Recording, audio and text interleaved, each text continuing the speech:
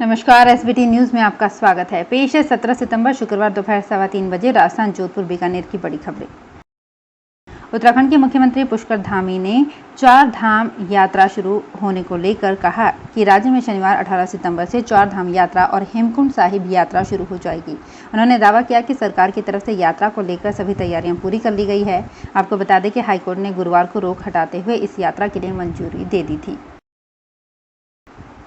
विधानसभा अध्यक्ष सीपी जोशी के मानने के बाद आज से फिर विधानसभा की बैठक शुरू हो रही है। शुक्रवार और शनिवार को विधानसभा की कार्यवाही चलेगी। विधानसभा में 2 दिन के भीतर 9 बिल पेश किए जाएंगे। सरकार ने अलग अलग योजनाओं और विभागों के बजट से ज़्यादा किए गए खर्च की मंजूरी के लिए आज 1300 करोड़ से ज़्यादा की सप्लीमेंट्री डिमांड्स को पेश किया जाएगा। देश की राजधानी दिल्ली ने पानी की किल्लत की समस्या के समाधान के लिए राजस्थान के आदिवासी बहुल डूंगरपुर जिले के जल संचय मॉडल को लागू किया है। करीब 10 महीने तक डूंगरपुर के जल संचय मॉडल का अध्ययन करने के बाद दिल्ली सरकार ने ये फैसला ले लिया है। दिल्ली सरकार का मानना है कि डूंगरपुर मॉडल को लागू कर दिल्ली में पानी की समस्या का समाधान हो सकता है। पिछले साल नवंबर में दिल्ली के जल मंत्री ने डूंगरपुर आकर जल संचय मॉडल का अवलोकन किया था। केंद्रीय माध्यमिक शिक्षा बोर्ड ने सभी स्कूलों के प्रधानाचार्यों के लिए एक महत्वपूर्ण नोटिफिकेशन जारी किया है। इसके मुताबिक बोर्ड ने कहा है कि टर्म 1 नवंबर-दिसंबर परीक्षा बोर्ड परीक्षा जल्द ही आयोजित की जाएगी। इस प्रकार बोर्ड ने सभी स्कूलों और प्रधानाचार्यों को उम्मीदवारों की सूची जमा करने का निर्देश दिया है। एलओसी यानी कि list of candidates list upload करने की तिथि जारी कर दी गई है। कोटा के राष्ट्रीय मुकुंदरा हिल्स नेशनल पार्क में देश भर से पर्यटकों के आने का रास्ता जनवरी 2023 में सुगम हो जाएगा। सड़क मार्ग से 4 से 4.5 घंटे में दिल्ली से पर्यटक मुकुंदरा हिल्स आ सकेंगे। इससे हाड़ौती में रोजगार के अवसर बढ़ेंगे, लेकिन जनवरी 2023 से पहले बाघ अभयारण्य को बाघों से आबाद करना होगा, तभी पर्यटक आएंगे। भारतमाला परियोजना के तहत बनाए जा रहे दिल्ली मुंबई एक्सप्रेस वे में मुकुंदरा हिल्स में वन्य जीवों को किसी तरह का दखल नहीं पहुंचे, इसलिए करीब 5 किलोमीटर लंबी सुरंग बनाई जा रही है। कोरोना काल में कई लोगों ने यूट्यूब या अन्य सोशल साइट से कमाई का जरिया खोजा था। केंद्रीय मंत्री नितिन गडकरी ने भी यूट्यूब से कमाई होने की बात कही है। मीडिया के मुताबिक नितिन गडकरी ने एक कार्यक्रम में कहा, कोरोना काल में मैंने 2 चीज़ें की। मैंने घर पर खाना बनाना शुरू किया और वीडियो कॉन्फ्रेंसिंग के जरिए लेक्चर दिए। मैंने उस दौरान काफ़ी लेक्चर दिए, इन्हें यूट्यूब पर अपलोड किया गया। इसकी व्यूअरशिप अधिक है। अब यूट्यूब मुझे हर महीने 4 लाख रुपए दे रहा है। जोधपुर कमिश्नरेट के बनार थाने की डिगाड़ी चौकी के हेड कांस्टेबल नेमाराम को निलंबित कर दिया गया है। पुलिस उपायुक्त पूर्व भुवन भूषण यादव ने बताया कि अतिक्रमण की शिकायत करने के मामले में कार्यवाही के बदले राजीनामा कराने से मिले 10,000 रुपये बतौर रिश्वत लेने पर उसे एसीबी ने गिरफ्तार किया था। राज्य में गर्ल्स स्कूलों को अंग्रेजी मीडियम में बदलने का विरोध शुरू हो गया है। शिक्षा विभाग में हाल ही में 348 स्कूलों को अंग्रेजी मीडियम में बदला गया है। इनमें 249 स्कूल बालिकाओं के हैं। इन स्कूलों में पढ़ने वाली छात्राएं यदि अंग्रेजी मीडियम में पढ़ने की इच्छुक नहीं हैं तो उन्हें दूसरे स्कूल में दाखिला लेना होगा।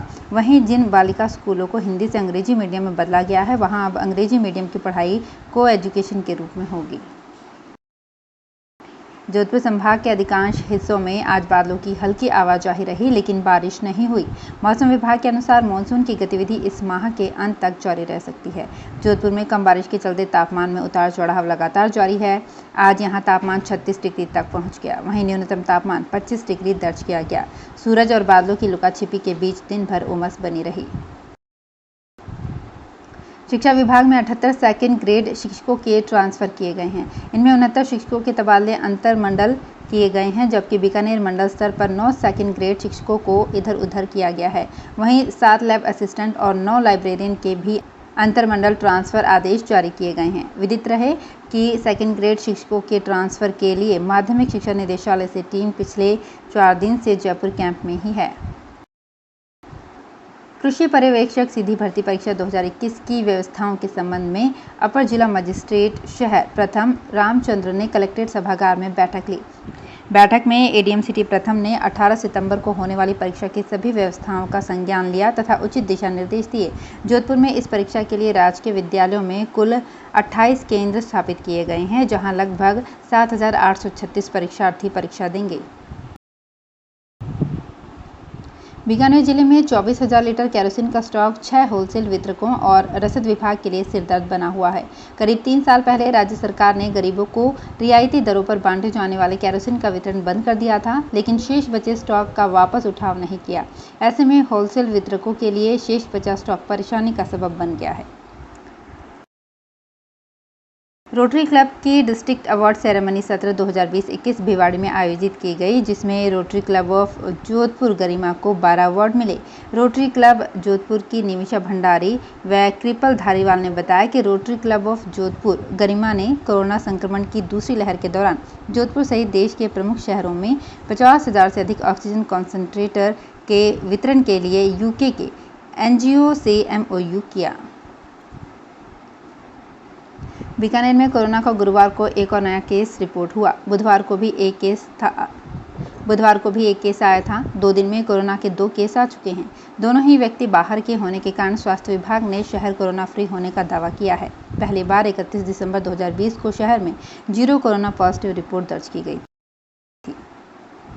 शुष्क वन अनुसंधान संस्थान आफरी की ओर से शीशम की स्थानीय क्लोन वैरायटी रिलीज करने के लिए स्थानीय वैरायटी रिलीज समिति की बैठक ऑनलाइन एवं ऑफलाइन मोड में आयोजित की गई। आफरी निदेशक MR बालोच ने बताया कि आफरी द्वारा ये प्रथम क्लोन रिलीज कार्यक्रम है। तो फिलहाल इस बुलेटिन में इतना ही, फिर हाजिर होंगे कुछ और बड़ी खबरों के साथ। SBT न्यूज के और भी वीडियोस को देखने के लिए हमारे चैनल को सब्सक्राइब करें और नोटिफिकेशन पाने के लिए बेल आइकन को प्रेस करें।